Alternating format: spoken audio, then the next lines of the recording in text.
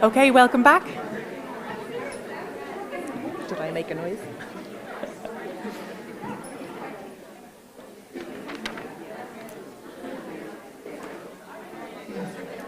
So we'll get started.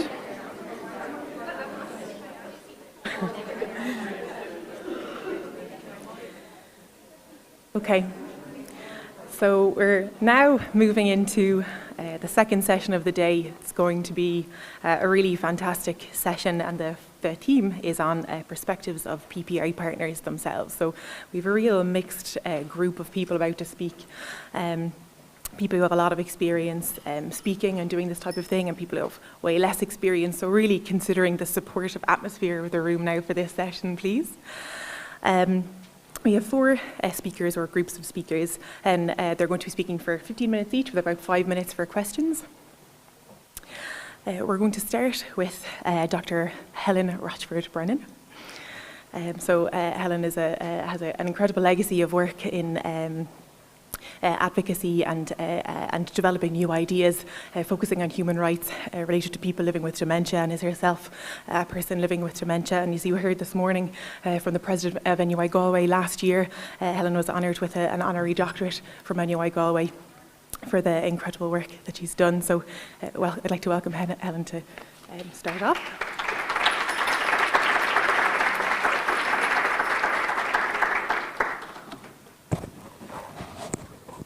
Thank you to Dr. Adele Murphy and all of you involved in this. Thank you for inviting me. I just have one request. If you want to make PPI famous at NUIG, would you get tweeting?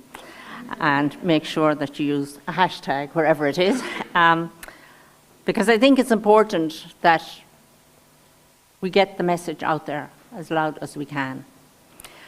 So I'm delighted to be here with you today, as research is such an important part of my life, and so is NUIG.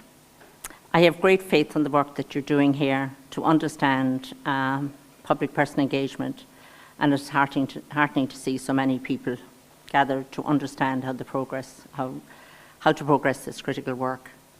As a person with dementia, and I have the Alzheimer's type of dementia, it is good to be able to share with you the importance of PPI and how dementia research has informed my thinking and involvement in dementia activities, not just here in Ireland, but the rest of Europe and also internationally.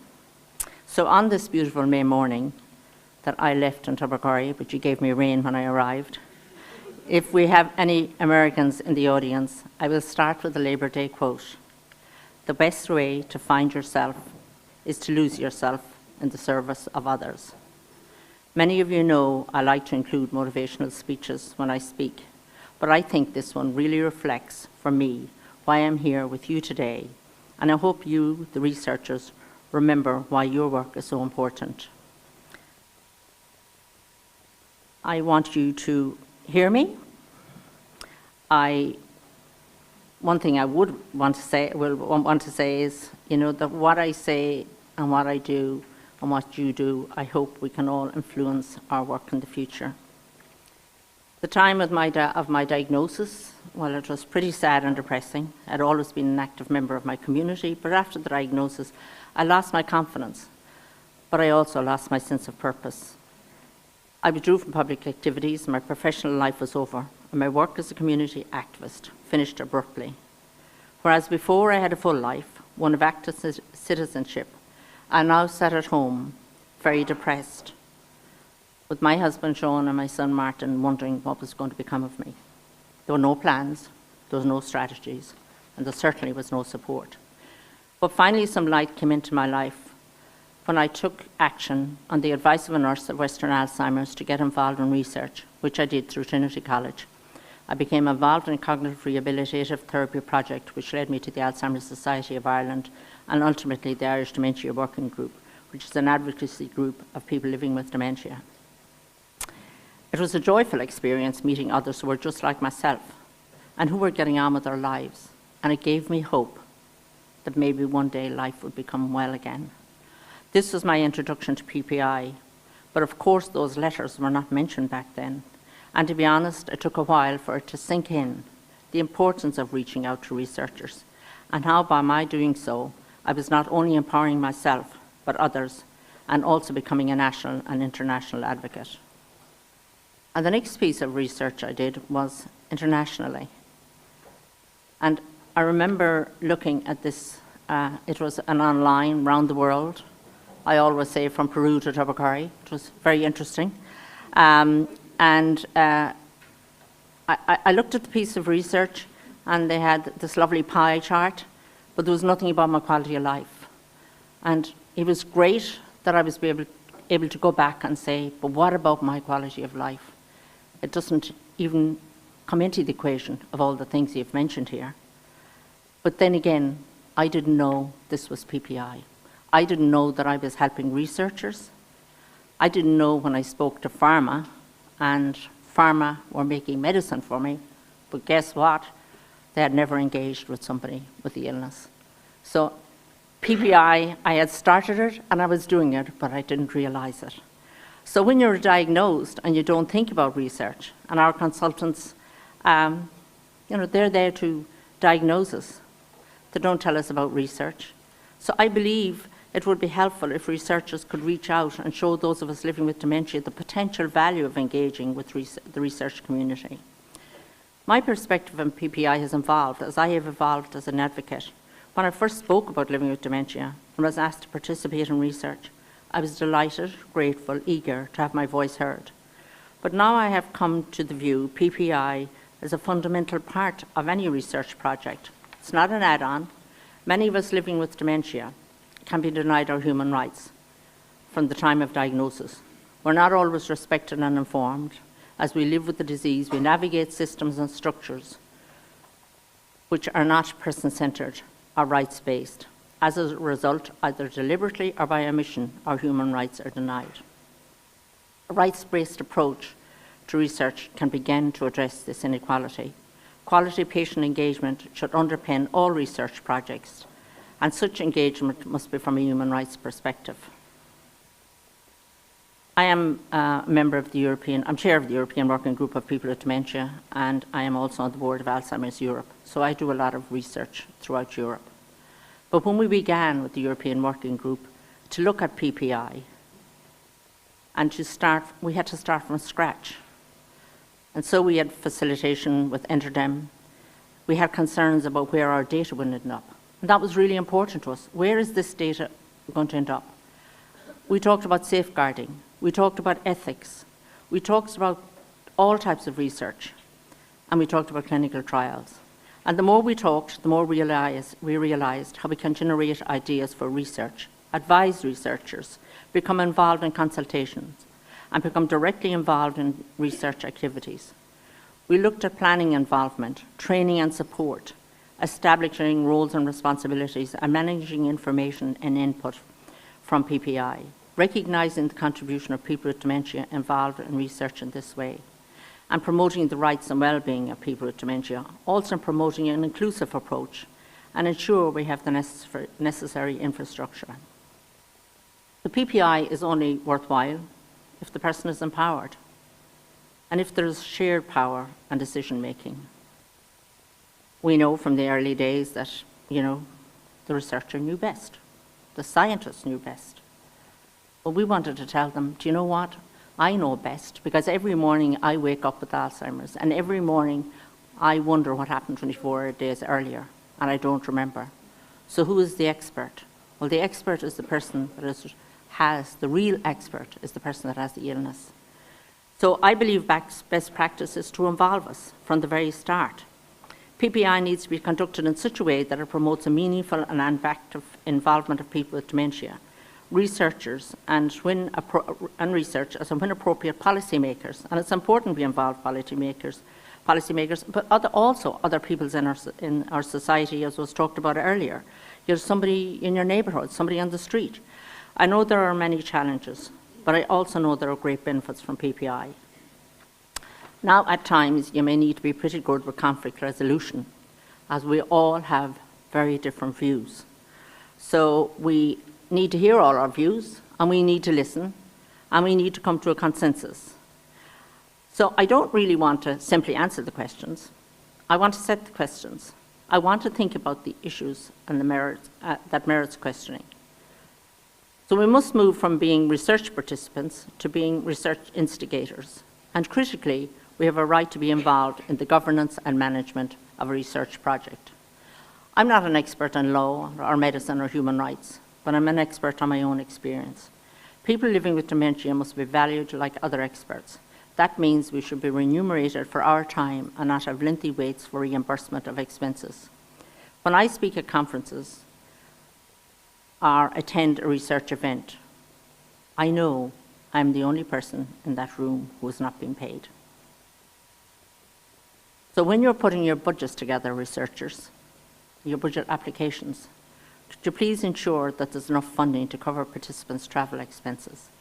Because I can tell you, from a dementia point of view, it is one of the major problems of getting people with dementia involved in research, because they do not have the money to become involved. We lose our jobs, we lose our income, so therefore you have to pay up front. And if it's taking 6 months to get paid, well, then it's quite difficult.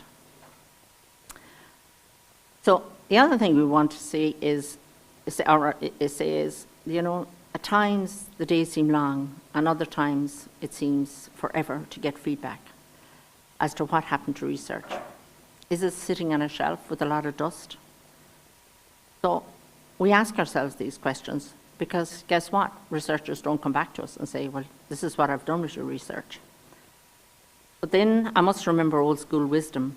Creativity comes from trust. Trust your instincts and never hope for more than our work. So it's important our relationships are built on trust and not me in a hurry. So maybe it takes a lot longer for those of us with dementia to get the answers we want. But I want you to understand we don't have a lot of time. I am heartened by the amount of invitations I receive, and I'm a proud member of many research committees, steering groups, boards, panels, but not everyone who issues an invitation has a clear understanding how to support me or my colleagues appropriately. People living with dementia need support to disseminate reports and research documents. We need time and space to work and should not be put under pressure. We need a designated person to be our regular contact. We need opportunities to ask questions and to discuss material informally before a formal meeting. We also need practical supports for travelling. And I suppose we don't want to take a patternistic approach, rather one that is inclusive and transparent. So requiring your support does not make me less of a person or a participant. People whose dementia has progressed should be communicated with by skilled research professionals who understand their unique and individual communication needs. Particular effort should be made to ensure that their voice is heard and that the research community is not oversampling those living with young onset dementia. And sadly, that's what happens. You know, people that have real value to make to dementia research are not always brought to the table. People with younger onset are brought to the table. Due consideration must be given to the aftermath of research. If I take part in research, I want to know the outcomes, and it's important that we do know the outcomes. And so too often, people who are living in dementia, we're asked for our opinion and our shared experience. But as I said, where does it go? What happened next? Did the work influence public or practice, policy or practice? So this is important for you to remember, that involving people with dementia, we must get the answers. It's empowering to be involved in PPI. From a personal perspective, it really gives me hope.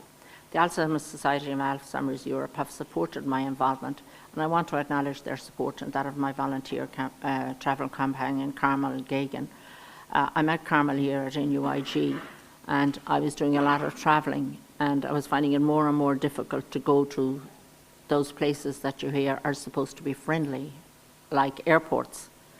Well, I can tell you, there isn't too much friendly about an airport when you have Alzheimer's. And the first thing they have always waiting for me is the wheelchair at the end of the steps or when I arrive. So you definitely need somebody like Carmel to support you and say, you know, this woman walks 4 or 5 miles a day, never mind giving her a wheelchair. So it is my hope that the European research community places PPI at the heart of its dementia research. and that robust patient engagement becomes the norm. I know a dementia research prioritisation exercise is currently being undertaken by the DNI and the Alzheimer's Society, and this will help identify priority areas of research. And I'm delighted there will be a strong PPI element within this.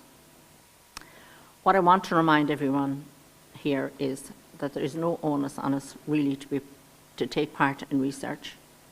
But if people choose to participate, sit in steering groups and research projects, as I do, then the researcher must provide the right supports. And the person with dementia must also speak up and be assertive. You know, we don't want to put the onus all on you. We have a responsibility ourselves, and we must take the responsibility. And we must say that we can't understand something, and we must let people know that we don't think what we don't think we should engage in on a particular subject. And I just want to give you a small example. Sometimes I get something to look over, a paper to look over, and it has all this jargon that Helen Citizen knows nothing about. And so if you're doing something around science, or you're doing something around medicine in particular, I would just ask that you just remember, you know, we don't have that training. We don't have those skills. And believe me, you wouldn't remember them if you had Alzheimer's anyway, so it doesn't matter. So it's important that you give us a language that we can understand. And language, how we say things, how you say things, language is really, really important. So I cannot reiterate that enough, how important language is. The principle of citizenship is that people have rights and responsibilities. Oops, the clock is up here. To be involved, to take responsibility, to be involved in the most meaningful way possible. So personhood and citizenship are the core part of the National Dementia Strategy, and we must keep this in mind when we participate in research. So I hope all of you here today, because you want to be involved, you know, have more stakeholders in your work, to hear the voices and not just of institutions, organisations and policy makers. We want you to remember the real people. Those real and authentic voices are critical to your success. I get many invitations to participate in research, and I'm glad to have my voice heard. But I challenge all of you here to ask yourself, is Helen the easy option? Because Helen speaks a lot, and Helen participates a lot. But Helen believes there are a lot more people in this country than her that should be participating in research. I have lots of colleagues in the Irish Dementia Working Group, people that live in rural areas with no transport, people living alone with no support and are prepared to travel, people who do not use email, or who cannot any longer use email, or those whose sight is poor and need support with documents. You need to reach out to those people and take practical steps to support diverse voices in research, and just don't take the easy option, Helen. So preparing for today, I read a quote about inclusion. It said, diversity is being invited to the party, inclusion is being asked to dance. Well, I can tell you, there are people all over Ireland with their dancing shoes ready, with dementia, and with their dancing shoes ready to contribute. But you have to ask them, and you have to show them the dance floor. And importantly, you must give us time to understand the research project.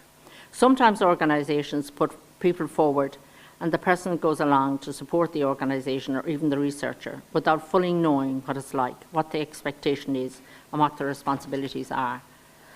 The preparatory work is often overlooked or not factored in. All the time we must be working towards meaningful participation. As people with dementia, we need to work towards helping people to avoid tokenism.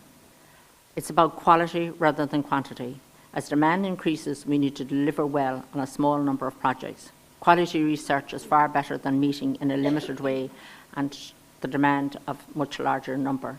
In my work with the Alzheimer's Europe and the European Working Group, we engage in, we hope, a very meaningful way. We invest huge amounts of our time in research and expect the same back. I am very grateful to be facilitated, to have my voice heard.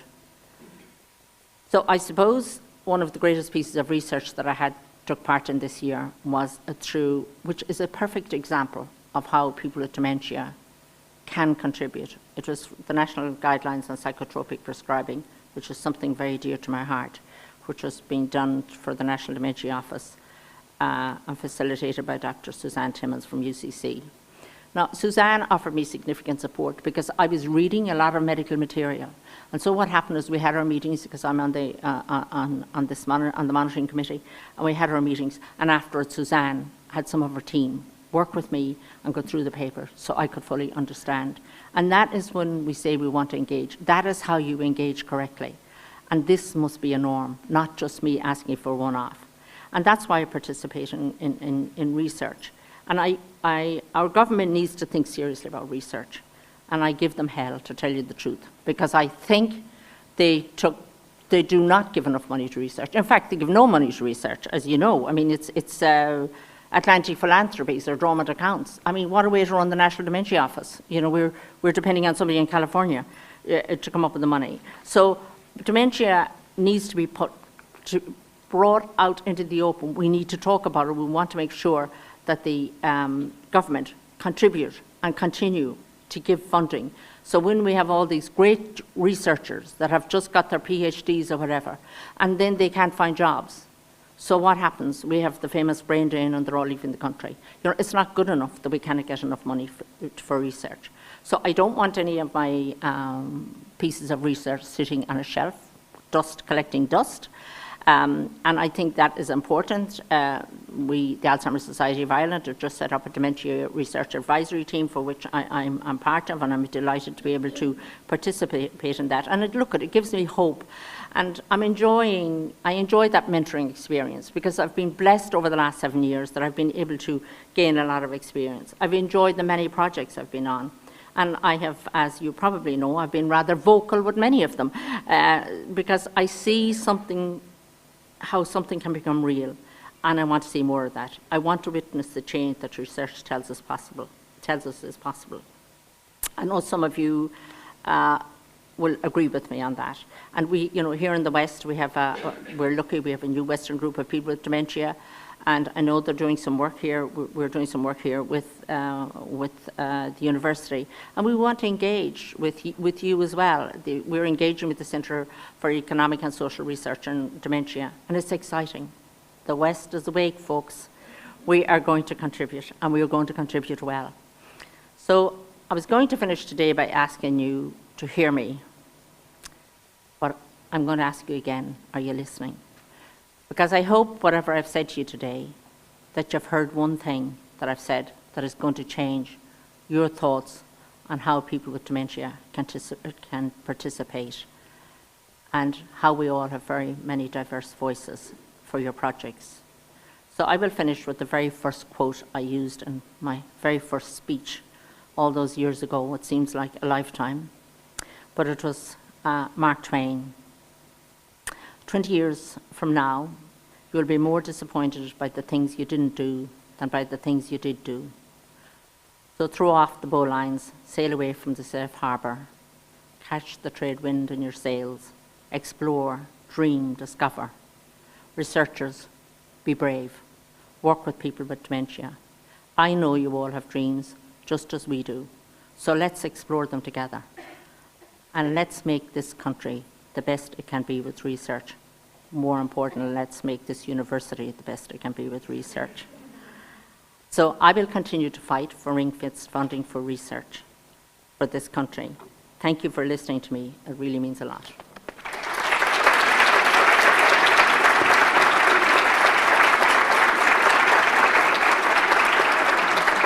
Thank you. Do you want me to